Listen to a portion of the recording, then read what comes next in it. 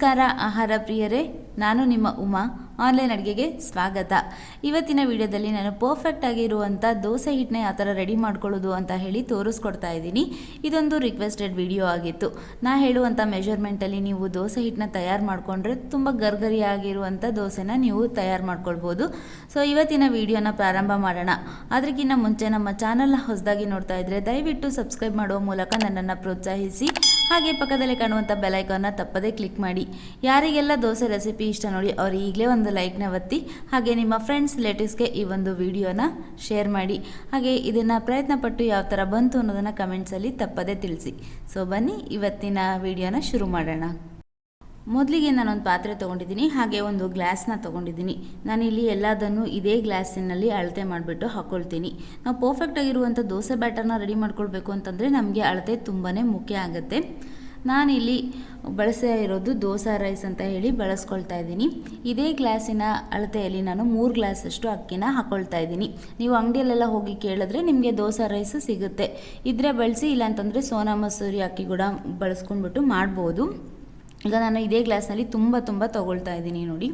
ನೀವು ಗ್ಲಾಸ್ನ ಅಳತೆ ಎಲ್ಲಾದರೂ ಹಾಕ್ಕೊಳ್ಬೋದು, ಅಥವಾ ನಿಮ್ಮ ಮನೇಲಿ ನೀವು ಯಾವುದು ಮೆಜರ್ಮೆಂಟ್ಗೆ ಇಟ್ಕೊಂಡಿದ್ದೀರಾ ಅದನ್ನು ತೊಗೊಂಡ್ಬಿಟ್ಟಾದರೂ ಹಾಕ್ಕೊಳ್ಬೋದು. ಅದಾದ ನಂತರ ನಾನಿಲ್ಲಿ 3/4 ಗ್ಲಾಸ್ನಷ್ಟು ಉದ್ದಿನಬೇಳೆನ ಹಾಕ್ಕೊಳ್ತಾ ಇದ್ದೀನಿ. ಅದೇ ನೀವೇನಾದರೂ 4 ಗ್ಲಾಸ್ನಷ್ಟು ಅಕ್ಕಿನ ತೊಗೊಂಡಿದ್ರೆ ಒಂದು ಫುಲ್ ಗ್ಲಾಸಷ್ಟು ಉದ್ದಿನಬೇಳೆನ ಹಾಕ್ಕೊಳ್ಬೇಕಾಗತ್ತೆ. ಹಾಗೆ ಏನಾದರೂ 2 ಗ್ಲಾಸ್ನಷ್ಟು ಅಕ್ಕಿನ ಹಾಕ್ಕೊಂಡಿದ್ರೆ ನೀವು ಅರ್ಧ ಭಾಗದಷ್ಟು ಉದ್ದಿನಬೇಳೆ ಹಾಕ್ಕೊಂಡ್ರೆ ಸಾಕಾಗುತ್ತೆ. ಅದಾದ ನಂತರ ನಾನಿಲ್ಲಿ 2 ಚಮಚದಷ್ಟು ಮೆಂತ್ಯನ ಹಾಕ್ಕೊಳ್ತಾ ಇದ್ದೀನಿ. ಆಮೇಲೆ ಇದಕ್ಕೆ ನಾನು 6 ಚಮಚದಷ್ಟು ಕಡಲೆಬೇಳೆನ ಹಾಕ್ಕೊಳ್ತಾ ಇದ್ದೀನಿ. 1 ಗ್ಲಾಸ್ ಅಕ್ಕಿಗೆ 2 ಚಮಚದಷ್ಟು ಕಡಲೆಬೇಳೆನ ಹಾಕ್ಕೊಳ್ಬೇಕಾಗತ್ತೆ. ನಾನಿಲ್ಲಿ 3 ಗ್ಲಾಸ್ನಷ್ಟು ಅಕ್ಕಿನ ತೊಗೊಂಡಿದ್ದೀನಲ್ವ, ಅದಕ್ಕೆ 6 ಚಮಚದಷ್ಟು ಕಡಲೆಬೇಳೆನ ಹಾಕ್ಕೊಳ್ತಾ ಇದ್ದೀನಿ. ಅದಾದ ನಂತರ 2 ಚಮಚದಷ್ಟು ತೊಗರಿಬೇಳೆನ ಹಾಕ್ಕೊಳ್ತಾ ಇದ್ದೀನಿ. ಆಮೇಲೆ 1/4 ಲೋಟದ ಅಳತೆಯಲ್ಲಿ ಅವಲಕ್ಕಿನ ಹಾಕ್ಕೊಳ್ತಾ ಇದ್ದೀನಿ. ನಾನಿಲ್ಲಿ ಗಟ್ಟಿ ಅವಲಕ್ಕಿನ ಬಳಸ್ತಾ ಇರೋದ್ರಿಂದ ಮುಂಚೆನೇ ಹಾಕ್ಕೊಳ್ತಾ ಇದ್ದೀನಿ. ಇಲ್ಲಾಂತಂದರೆ ರುಬ್ಬೋ ಮುಂಚೆ 10 ನಿಮಿಷದ ಮುಂಚೆ ನೆನೆಸ್ಕೊಂಡ್ರೂ ಸಾಕಾಗುತ್ತೆ ತೆಳ್ಳನ ಅವಲಕ್ಕಿ ಆದರೆ. ಇದಕ್ಕೀಗ ನಾನು ನೀರನ್ನ ಹಾಕ್ಬಿಟ್ಟು ಕೈ ಹಾಕಿ ಚೆನ್ನಾಗಿ ತಿಕ್ಬಿಟ್ಟು ಇದನ್ನು ನಾನು ತೊಳ್ಕೊಂಡು ಬರ್ತೀನಿ. ಏಕೆ ಅಂತಂದರೆ ಅಕ್ಕಿ ಮತ್ತು ಉದ್ದಿನಬೇಳೆ ಎಲ್ಲನೂ ಪೌಡರ್ನ ಕಲಸಿಟ್ಟಿರ್ತಾರೆ, ಅದಕ್ಕೆ ಇದನ್ನು ನಾನೊಂದು 3 ಸತಿ ತೊಳ್ಕೊಂಡು ಬಂದೆ. ಈಗ ಇದಕ್ಕೆ ನಾನು ನೀರನ್ನು ಹಾಕಿಬಿಟ್ಟು ಒಂದು 6 ರಿಂದ 7 ಗಂಟೆವರೆಗೂ ನಾವು ನೆನೆ ಇಡಬೇಕಾಗತ್ತೆ. ನಾನು ಇದಕ್ಕೀಗ ಒಂದು ಲಿಡ್ನ ಮುಚ್ಚಿಬಿಟ್ಟು ಬಿಡ್ತೀನಿ. ಈಗ 7 ತಾಸು ಆಗಿದೆ. ನಾನು ತೆಗೆದು ನೋಡ್ತಾ ಇದ್ದೀನಿ ನೋಡಿ, ಇದೆಲ್ಲವೂ ಚೆನ್ನಾಗಿ ನೆಂದಿದೆ. ಕನಿಷ್ಠ ಪಕ್ಷ ಇದೊಂದು 5 ಗಂಟೆಗಳ ಕಾಲ ಆದ್ರೂ ನೆನಿಬೇಕಾಗತ್ತೆ. ಚೆನ್ನಾಗಿ ನೆಂದಾಗೇ ನಮಗೆ ಹಿಟ್ಟು ಚೆನ್ನಾಗಿ ಒದಗತ್ತೆ. ನಾವೀಗ ಇದನ್ನು ಮಿಕ್ಸಿ ಜಾರ್ಗೆ ಹಾಕ್ಬಿಟ್ಟು ರುಬ್ಕೊಳ್ಳೋಣ. ನಿಮ್ಮ ಹತ್ರ ಏನಾದರೂ ಗ್ರೈಂಡರ್ ಇತ್ತು ಅಂತಂದರೆ ನೀವು ಒಮ್ಮೆಲೇ ಎಲ್ಲ ಗ್ರೈಂಡರಲ್ಲಿ ಹಾಕ್ಬಿಟ್ಟು ರುಬ್ಕೊಳ್ಬೋದು. ನಾನೀಗ ಹಿಟ್ಟನ್ನ ರುಬ್ಕೊಳ್ಬೇಕಾದ್ರೆ ಆ ನೀರನ್ನು ನಾನು ನೆನೆಸಿರುವಂಥ ನೀರನ್ನೇ ಉಪಯೋಗಿಸ್ಕೊಂಡು ರುಬ್ಕೊಳ್ತೀನಿ. ಈಗ ಇದು ರುಬ್ಕೊಂಡಿದ್ದಾಗಿದೆ ನೋಡಿ, ಚೆನ್ನಾಗಿ ನುಣ್ಣಗೆ ನಾವು ರುಬ್ಕೊಳ್ಬೇಕಾಗತ್ತೆ. ಈ ರುಬ್ಕೊಂಡಿರೋಂಥ ಹಿಟ್ಟನ್ನು ನಾನೊಂದು ದೊಡ್ಡ ಪಾತ್ರೆಗೆ ತಗೊಳ್ತಾ ಇದ್ದೀನಿ. ವಾರದಲ್ಲಿ ಒಮ್ಮೆ ನಾವು ದೋಸೆ ಹಿಟ್ಟನ್ನ ರೆಡಿ ಮಾಡ್ಕೊಂಡ್ಬಿಟ್ಟು ಫ್ರಿಜ್ಜಲ್ಲಿ ಇಟ್ಕೊಂಡ್ರೆ ವಾರ ಪೂರ್ತಿ ನಮಗೆ ಸಹಾಯ ಆಗುತ್ತೆ. ಅದೇ ಕೆಲಸಕ್ಕೆ ಹೋಗೋರಿಗೆ ಇದ್ದರೆ ಈ ಥರ ಎಲ್ಲ ಮಾಡಿ ಇಟ್ಕೊಳ್ಳೋದ್ರಿಂದ ತುಂಬ ಉಪಯೋಗ ಆಗುತ್ತೆ. ನಾನೀಗ ಎಲ್ಲ ಹಿಟ್ಟನ್ನು ರುಬ್ಕೊಂಡಿದ್ದಾಯಿತು. ಈಗ ನಾನೊಂದು ಟಿಪ್ ಹೇಳ್ತಾ ಇದ್ದೀನಿ ನೋಡಿ. ಏನು ಮಾಡಬೇಕು ಅಂತಂದರೆ ಎಲ್ಲ ಹಿಟ್ಟನ್ನ ಹಾಕೊಂಡ್ಮೇಲೆ ನಾವು ಚೆನ್ನಾಗಿ ಕೈಯಿಂದನೇ ಕಲಿಸ್ಕೊಳ್ಬೇಕಾಗತ್ತೆ.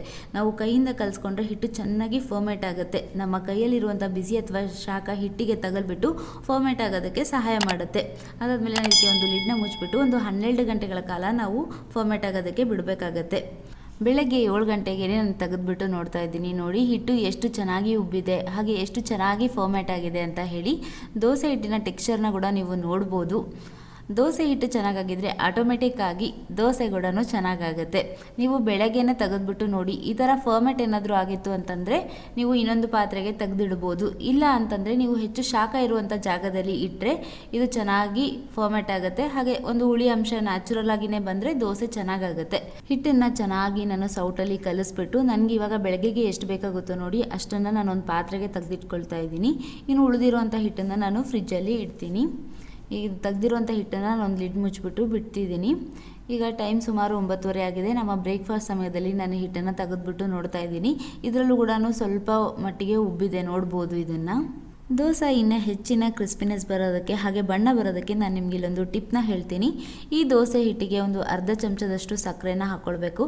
ಆಮೇಲೆ ಒಂದು ಅರ್ಧ ಚಮಚದಷ್ಟು ಉಪ್ಪನ್ನು ಹಾಕ್ಕೊಳ್ತಾ ಇದ್ದೀನಿ. ಆಮೇಲೆ 1 ಚಮಚದಷ್ಟು ಮೈದಾ ಹಿಟ್ಟನ್ನು ಹಾಕ್ಕೊಳ್ತಾ ಇದ್ದೀನಿ. ಈ ಮೂರನ್ನು ಹಾಕ್ಕೊಂಡ್ಬಿಟ್ಟು ಚೆನ್ನಾಗಿ ಕಲಿಸ್ಕೊಳ್ಬೇಕಾಗತ್ತೆ. ನಿಮಗೇನಾದರೂ ಮೈದಾ ಹಿಟ್ಟು ಬಳಸುವಂಥದ್ದು ಇಷ್ಟ ಇಲ್ಲ ಅಂತಂದರೆ ನೀವು ಮೈದಾ ಹಿಟ್ಟಿನ ಬದಲಾಗಿ 1 ಚಮಚದಷ್ಟು ಚಿರೋಟಿ ರವೆನ ಕೂಡ ಉಪಯೋಗಿಸ್ಕೊಳ್ಬೋದು. ಈ ಮೂರನ್ನು ಹಾಕ್ಕೊಂಡು ಚೆನ್ನಾಗಿ ಕಲಿಸ್ಕೊಂಡು ಇಟ್ಕೊಂಡ್ರೆ ದೋಸೆ ಹಿಟ್ಟು ರೆಡಿ ಆಗಿಬಿಡುತ್ತೆ. ಈ ಮೂರನ್ನು ನಾವು ಎಷ್ಟು ಹಿಟ್ಟು ಬಳಸ್ತೀವಿ ನೋಡಿ ಅಷ್ಟಕ್ಕೇ ಕಲಿಸ್ಕೊಳ್ಬೇಕು. ಫ್ರಿಜ್ಜಲ್ಲಿ ಇರುವಂಥ ಹಿಟ್ಟಿಗೆ ಕಲಿಸ್ಕೊಳ್ಬಾರ್ದು. ಈಗ ನೋಡಿ ದೋಸೆ ಹಿಟ್ಟು ರೆಡಿಯಾಗಿದೆ. ನಿಮ್ಗೇನಾದರೂ ನೀರು ಬೇಕು ಅಂತಂದರೆ ಸ್ವಲ್ಪ ನೀರನ್ನು ಹಾಕ್ಕೊಂಡು ಹಿಟ್ಟನ್ನು ಲೂಸ್ ಮಾಡ್ಕೊಳ್ಬೋದು. ಈಗ ನಾನು ದೋಸೆ ಹಂಚನ್ನು ಕಾಯೋದಕ್ಕೆ ಇಟ್ಕೊಂಡಿದ್ದೀನಿ. ಇದಕ್ಕೆ 1 ಚಮಚದಷ್ಟು ಎಣ್ಣೆನ ಹಾಕ್ಕೊಂಡ್ಬಿಟ್ಟು ಟಿಶ್ಯೂ ಪೇಪರಿಂದ ಒರೆಸ್ಕೊಳ್ತಾ ಇದ್ದೀನಿ. ಈ ಥರ ಮಾಡ್ಕೊಳ್ಳೋದ್ರಿಂದ ದೋಸೆ ಚೆನ್ನಾಗಿ ಏಳುತ್ತೆ. ದೋಸೆನ ಹಾಕ್ಕೊಳ್ತಾ ಇದ್ದೀನಿ. ನಿಮಗೆ ತೆಳ್ಳಗೆ ಬೇಕು ಅಂತಂದರೆ ತೆಳ್ಳಗೆ ಹಾಕ್ಕೊಳ್ಬೋದು, ದಪ್ಪ ಬೇಕು ಅಂತಂದರೆ ದಪ್ಪ ಹಾಕ್ಕೊಳ್ಬೋದು. ನಾನಿಲ್ಲಿ ಕ್ರಿಸ್ಪಿ ದೋಸೆನ ಮಾಡೋಣ ಅಂತ ಅಂದ್ಕೊಂಡಿದ್ದೀನಿ, ಅದಕ್ಕೆ ತೆಳ್ಳಗೇನೆ ಹಾಕ್ಕೊಂಡಿದ್ದೀನಿ. ದೋಸೆ ಹಾಕಿದ ಮೇಲೆ 2 ಚಮಚದಷ್ಟು ಎಣ್ಣೆನ ಹಾಕ್ಕೊಳ್ಬೇಕಾಗತ್ತೆ ಬೇಯೋದಕ್ಕೆ. ನಾವು ಇದೇ ಹಿಟ್ಟಿನ ಸಹಾಯದಿಂದ ಗುಂಡ್ಪಂಗ್ಲ ಮಾಡ್ಕೊಳ್ಬೋದು, ಊತಪ್ಪ ಮಾಡ್ಕೊಳ್ಬೋದು, ಈ ಥರ ತೆಳ್ಳನ ದೋಸೆ ಮಾಡ್ಕೊಳ್ಬೋದು. ಅಥವಾ ನಮಗೆ ಸ್ವಲ್ಪ ದಪ್ಪ ಇರುವಂಥ ದೋಸೆ ಇಷ್ಟ ಆಗುತ್ತೆ ಅಂದರೆ ಆ ಥರ ಕೂಡ ಮಾಡ್ಕೊಳ್ಬೋದು. ಈಗ ನೋಡಿ ದೋಸೆ ಚೆನ್ನಾಗಿ ಕೆಂಪಗೆ ಬೆಂದಿದೆ. ನಾನು ಇನ್ನೊಂದು ಬದಿ ಕೂಡ ತಿರುಗಿಸ್ಬಿಟ್ಟು ಹಾಕ್ಕೊಳ್ತಾ ಇದ್ದೀನಿ. 1 ನಿಮಿಷ ನಾವು ತಿರುಗಿಸಿ ಹಾಕ್ಕೊಂಡ್ಬಿಟ್ರೆ ಸಾಕಾಗುತ್ತೆ. ನೋಡಿ ದೋಸೆ ಎಷ್ಟು ಚೆನ್ನಾಗಿ ಕ್ರಿಸ್ಪಿಯಾಗಿ ಬಂದಿದೆ ಅಂತ ಹೇಳಿ. ಆಹಾರ ಪ್ರಿಯರೇ, ನೋಡಿದ್ರಲ್ಲ ಇವತ್ತಿನ ವಿಡಿಯೋದಲ್ಲಿ ನಾನು ಪರ್ಫೆಕ್ಟ್ ಆಗಿರುವಂಥ ಮೆಷರ್ಮೆಂಟ್ಸಲ್ಲಿ ಯಾವ ಥರ ದೋಸೆ ಬ್ಯಾಟರ್ನ ರೆಡಿ ಮಾಡ್ಕೊಳ್ಬೋದು ಅಂತ ಹೇಳಿ ತೋರಿಸ್ಕೊಟ್ಟಿದ್ದೀನಿ. ಇವತ್ತಿನ ವಿಡಿಯೋ ನಿಮ್ಮೆಲ್ಲರಿಗೂ ಇಷ್ಟ ಆಯಿತು ಅಂತ ಹೇಳಿ ಭಾವಿಸ್ತೀನಿ. ಇಷ್ಟ ಆಗಿದ್ದರೆ ಒಂದು ಲೈಕ್ನ ಒತ್ತಿ. ಹಾಗೆ ನಮ್ಮ ಚಾನಲ್ನ ಹೊಸದಾಗಿ ನೋಡ್ತಾ ಇದ್ದರೆ ದಯವಿಟ್ಟು ಸಬ್ಸ್ಕ್ರೈಬ್ ಮಾಡ್ಕೊಂಬಿಡಿ. ಹಾಗೆ ಪಕ್ಕದಲ್ಲೇ ಕಾಣುವಂಥ ಬೆಲ್ ಐಕಾನ್ನ ತಪ್ಪದೆ ಕ್ಲಿಕ್ ಮಾಡಿ. ನನ್ನ ಮುಂದಿನ ವಿಡಿಯೋ ನೋಟಿಫಿಕೇಷನ್ ನಿಮಗೆ ಬರುತ್ತೆ. ಮತ್ತು ಇನ್ನೊಂದು ರುಚಿಕರವಾದ ಅಡುಗೆ ಜೊತೆ ನಿಮಗೆ ಸಿಗ್ತೀನಿ. ಅಲ್ಲಿವರೆಗೂ ಧನ್ಯವಾದಗಳು.